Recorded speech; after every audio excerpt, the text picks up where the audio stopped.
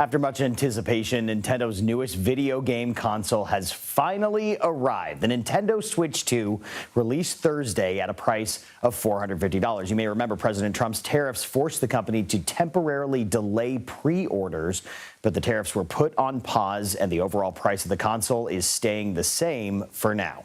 Earlier, Nintendo of America President Doug Bowser joined CBS Mornings Plus to talk about what fans can expect from the Switch 2. First of all, the Nintendo Switch 2 is really built from the ground up. So we've included a number of new gameplay features and social features that I think fans will really enjoy. From a gameplay perspective, we've upgraded the processing power, so there's high fidelity graphics that are much more improved over the original Nintendo Switch. Scott Stein joins us now.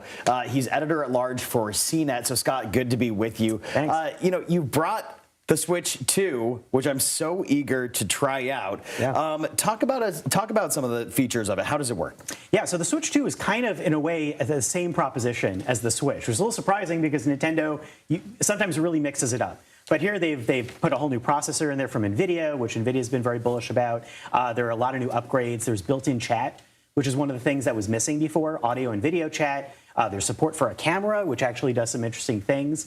And the Joy-Cons. Oh yeah, and they're built pretty durably too. I know. That's going to happen at home. You're going to. I'm not even worried. We were at the Switch, but the Joy-Cons go in magnetically. That is actually really nice. But a lot of this, if you've had a Switch, you might be like, okay, it's another Switch, and that's part of the. The do I need to buy it question. Well, yeah, it's the familiarity, though, probably helps some users of the console stay hooked on the Switch. Yeah. So $450. Yep. How does that price point compare to previous versions and other game consoles? So it's high for a Nintendo console because people kind of usually expect from Nintendo something in the $300 range or something like that. But it's been 8 years since they've had a totally new console. I think it actually compares quite favorably with all the others. I mean, there's the more powerful PlayStation and Xbox, but I look at the handheld space. There are PC handhelds, ones made by Valve, Steam Deck. A lot of those things go into the $400, $500 or more space, maybe $700, and they don't come with the dock. They don't come with the detachable controllers.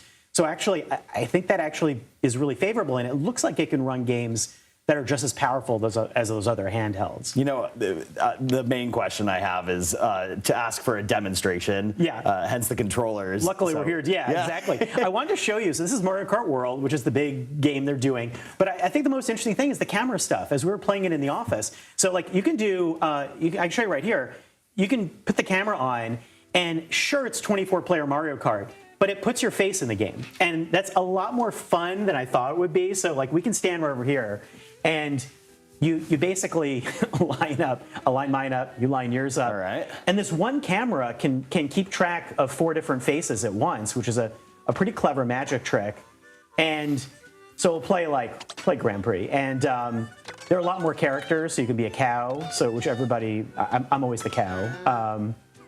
It's always absurd.